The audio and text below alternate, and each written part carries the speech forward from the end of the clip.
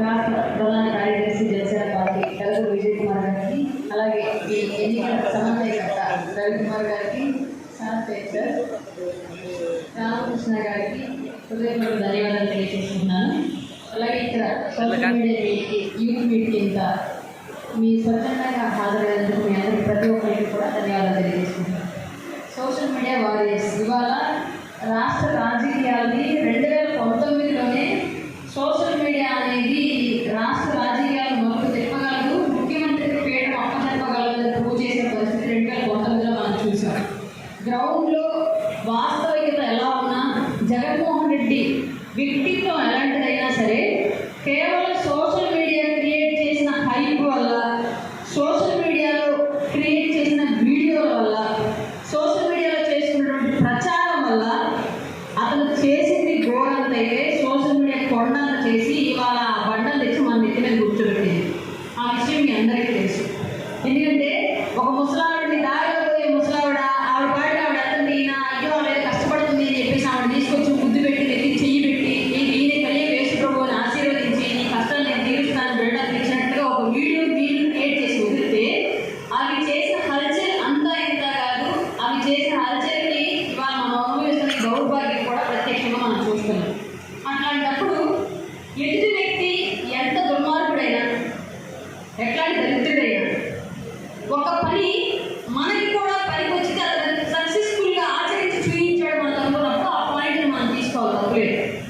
దాంట్లో భాగంగానే జగన్మోహన్ రెడ్డి గవర్నెన్స్ ఎలా ఉన్నా సరే అతను మనకు చూపించిన ఒక దారి సోషల్ మీడియాని ఎలా వాడచ్చు, అబద్ధాలను నిజాలు ఎలా చూపించవచ్చు, నిజాలను అబద్ధాలు ఎలా క్రియేట్ చేయొచ్చు, వాస్తవాలను ఎలా కనుమరుగు చేయొచ్చు, జరిగిన వాటిని జరగని వాటిని జరిగినట్లుగా ఎట్లా చిత్రీకరించవచ్చు అని చూపించిన వ్యక్తి రాష్ట్ర రాజకీయాల్లో జగన్మోహన్ రెడ్డి. అందుకనే ఈరోజు అతను చేసిన చెడును ఏంటి మనం తీసుకోవచ్చు. అతను నిజంగా మంచి చేసేదని ప్రజలు ఆలోచిస్తారు, కానీ అతను చేసిన కొన్ని పనుల్లో మనకి పనికొచ్చే తీసుకున్నాం.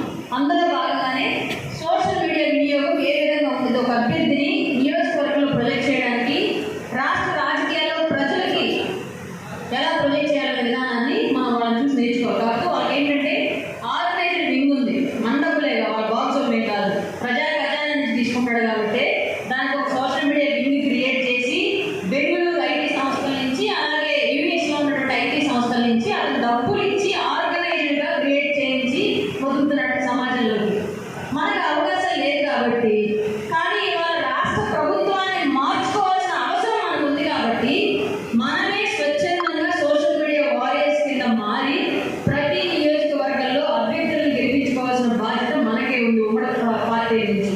అందులో భాగంగానే ఏలూరు సాంబశివరావు గారికి ఈ పర్చూరు నియోజకవర్గం నుంచి ఏ విధంగా మనం పనిచేయాలి, ఏ విధంగా ఈయన యొక్క మంచితనాన్ని ప్రజలకి చేరవేయాలి, ప్రభుత్వం యొక్క పథకాలను ఏ విధంగా ప్రతి ఒక్కరికి వెళ్ళేలాగా చేయాలంటే మనం ఇప్పుడు చేయాల్సిన బాధ్యత. ప్రతి ఒక్కరు సొంతంగా సపోజ్ పార్టీ ఆఫీస్ నుంచి ఒక వీడియో వదులుతారు, లేదా ఒక పోస్టర్ వదులుతారు. దాన్ని ఏం చేస్తాం, సహజంగా మనం చూస్తాము, లేదంటే మనకు సంబంధించిన 4 గ్రూపుల్లో పెడతాం. ఆ 4 గ్రూపుల్లో మనోడే కదా ఉంటాడు, మనం పెట్టినా పెట్టగా వాడికి ఎలాగో చేరుతుంది. అసలు అది చేరకపోతే వాడు మనకే వేస్తాడు. ఇప్పుడు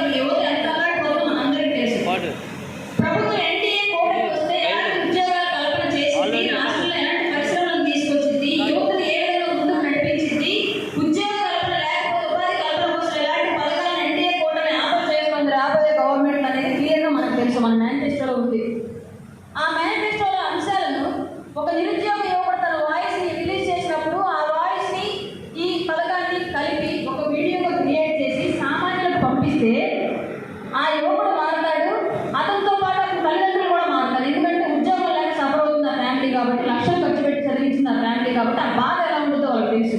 ఆ బాధను మేము భరోసా ఇస్తాము, మేము వస్తే మీకు ఇదిగో ఈ అవకాశం కల్పిస్తామని చెప్పగలగడం మనం చేయాల్సిన పని.